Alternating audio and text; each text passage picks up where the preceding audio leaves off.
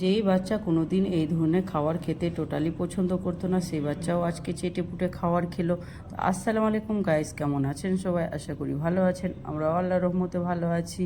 তো আজকে বানাবো আমি এখানে দেশি চিকেন আর ফ্রাইড রাইস। তাই জন্য এখানে আমি একটা গোটাই স্কিন সমেত একটা চিকেন নিয়েছি। চিকেনটাকে ভালো করে ধুয়ে নিয়েছি।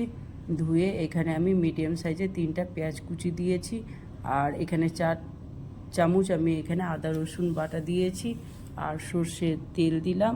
আর এখানে লঙ্কার গুঁড়ো, লবণ, হলুদ, ধনে, জিরে গুঁড়ো সব দিয়ে ভালো করে মাংসটাকে কিছুক্ষণ সময়ের জন্য আমি এখানে ম্যারিনেট করে রাখবো।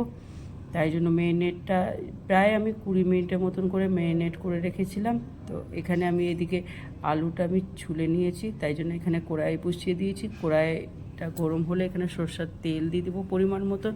তেলের মধ্যে একটুখানি লবণ আর হলুদ দিয়ে আলুটাকে ভেজে নেব। তো গাইস, আজকে জানো ওয়েদারটাও খুব ভালো ছিল, বাইরে অনেক বাতাস বইছিল। তো দিনটাও আজকে ঠান্ডা ঠান্ডা ছিল, বেশ ভালোই দিনটা ছিল। তো এখানে আমি আলুগুলো ঢেকে নিয়েছি, আলুগুলো ভাজা হয়ে গেছে। তো এখন একটা একটা করে আমি আলু তুলে নিব। আর সেম তেলের মধ্যে আমি কয়েকটা মানে 1 চামচের মতন চিনি দিয়ে আর গোটা গরম মশলা দিব। গোটা গরম মশলা বলতে দালচিনি, লবঙ্গ, এলাচ এগুলো দিব। তো আমার এখানে ম্যারিনেট করা মাংসটাও দিয়ে দিয়েছি। আর এখানে ঢেকে ঢেকে আমি মাংসটা কষাবো। যেহেতু এটা দেশি চিকেন, তো একটু সময় হাতে নিয়ে কষাবো। সেটা একটু মানে সিদ্ধ হতে একটু টাইম লাগে, তাই জন্য একটু ঢেকে ঢেকে কষাবো। আর যে বলছিলাম যে আমার ছেলে খায় না, তো গাইস ওই ছোট থেকে এটা দেশি চিকেন, ফ্রাইড রাইস এগুলো মানে ওর পছন্দ না। ওই বেশিরভাগ বিরিয়ানি খায় না, তো বিরিয়ানিটাই ওই পছন্দ করে। এই দেশি চিকেন, ফ্রাইড রাইস এগুলো খায় না। কিন্তু আজকে জানো এত ভালো হয়েছিল যে আজকে ওই আমি যেহেতু ওকে বলেছিলাম কি তুই খেয়ে দেখ, যদি ভালো হয় তাহলে খাবি, না হলে না। কিন্তু ওই আজকে মানে আমার কথা রাখার জন্য ওই ভালো করেই খেয়েছিল। তো আজ যে বাচ্চা কোনো দিন ছোঁয়ও না ফ্রায়েড রাইস, সেই বাচ্চাও আজকে ফ্রায়েড রাইস খেলো। তো এখানে আমার চিকেন মানে ঢেকে ঢেকে আমি কষাচ্ছি। তো চিকেন এইদিকে প্রায় হয়ে এসছে। আর এইদিকে আমি যেহেতু ফ্রায়েড রাইস বানাবো, তাই জন্য এখানে কড়াই আমি জল দিয়ে দিয়েছি। আর তার মধ্যে আমি পরিমাণ মতো লবণ, তারপর এখানে সয়াবিন তেল দিয়ে দিলাম। আর কিছু গোটা গরম মশলা, দালচিনি, লবঙ্গ, এলাচ, 2টা তেজপাতা দিয়ে জলটা ফুটলে এখানে চালটা আমি ভালো করে ধুয়ে আমি 10 মিনিটের জন্য ভিজানোর জন্য রেখে দিয়েছি। তো এখানে চালটা ফুটলে আমি এখানে মানে জলটা ফুটলে চালটা দিয়ে দেবো।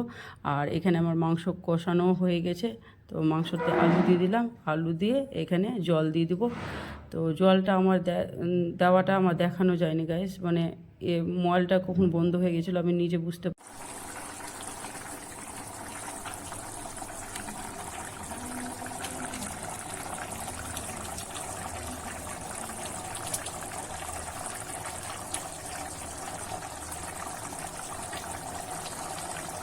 তো এখানে আমার মাংসটা হয়ে গেছে। আর এখানে ফ্রাইড রাইসের জন্য আমি কিছু ভেজিটেবল ফ্রাই করে নেব। তো তাই জন্য এখানে গাজর নিয়েছি, গাজরটা আমি সয়াবিন তেলেই ফ্রাই করব। আর এখানে আমার গাজরটা ফ্রাই করা হয়ে গেছে। তো এখানে কিছুটা মানে পরিমাণ মতন বিনস নিয়েছি। আর বিনসের সঙ্গে আমি এখানে কিছু মানে ফ্রোজন, আমার যেহেতু ঠান্ডাতে গাইস আমি ফ্রোজন করে কিছুটা মটর রেখেছিলাম, সেই মটরটাও দিয়ে দিলাম।